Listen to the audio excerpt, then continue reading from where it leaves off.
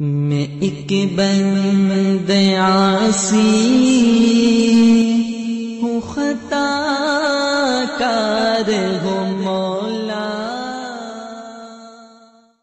الحمد للہ وکفا وسلام علی عبادہ الذین اصطفى، اما بعد فاعوذ باللہ من الشیطان الرجیم، بسم اللہ الرحمن الرحیم۔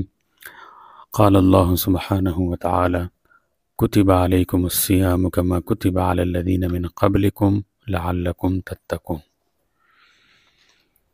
روزہ انسان کے اندر صبر اور ضبط پیدا کرتا ہے، اس کی وجہ سے انسان اپنی جائز خواہشات پوری کرنے سے بھی پرہیز کرتا ہے۔ اس طرح وہ ایک طرف تو اللہ اور اس کی رضامندی پا لیتا ہے، اور وہ اللہ تعالیٰ کی منع کی ہوئی چیزیں تو کیا، جائز چیزوں میں بھی سخت احتیاط کرنے لگتا ہے۔ دوسری طرف روزہ اس کو بھوکوں کی بھوک اور پیاسوں کی پیاس کا احساس دلاتا ہے، اور یہ بتاتا ہے کہ اپنی ضروریات مختصر کر کے دوسروں کی بھوک اور پیاس کی بھی فکر کرے۔ مگر ہمارے روزے ہم کو بے صبر اور غضبناک بناتے ہیں، چھوٹی چھوٹی باتوں پہ آپے سے باہر ہو جاتے ہیں، اور لوگوں سے کہتے ہیں کہ میرا روزہ ہے، میرا دماغ خراب مت کرو۔ حالانکہ شریعت کی تعلیم تو یہی تھی کہ جو آپ کو نہ زیبا اور نہ مناسب بات کہے یا تکلیف پہنچائے تو کہو کہ میں جواب نہیں دے سکتا کیونکہ میں روزہ دار ہوں۔ مگر ہم نے اس سے الٹا سبق لیا۔ روزے نے مسلمان کے اندر صبر کے بجائے حرص پیدا کیا۔ اس میں وہ جائز کھانے پینے کو تو چھوڑ دیتا ہے، مگر غیبت اور جھوٹ اور وغیرہ جو کھلم کھلا حرام ہے وہ اس کے لیے جائز ہو جاتے ہیں۔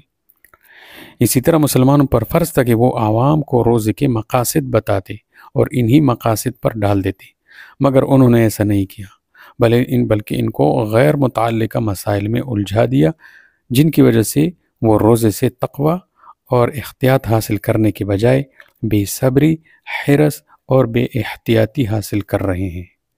تو خلاصہ یہ ہے کہ ہمارے روزے بھی تقوی کی روح سے خالی ہو کر بھوک اور پیاس کی حد تک رہ گئے۔ اللہ کرے کہ ہم کو اس روزے کا جو مقصد ہے تقوی وہ حاصل ہو جائے، ہاں، اور جو چیزیں روزے کو خراب کر دیتی ہیں ان سے ہم دور رہیں، اس کو جو ہے اس کے قریب بھی نہ جائے، تاکہ روزے کا جو مقصد ہے تقوی وہ حاصل ہو جائے۔ اللہ تبارک و تعالی ہم سب کو تقوی کی اعلیٰ صفت سے مزین فرمائے، آمین۔ وآخر دعوانا ان الحمد للہ رب العالمین۔ ان اللہ وملائکته یصلون علی النبی یا ایها الذین آمنوا صلوا علیہ وسلموا تسلیما۔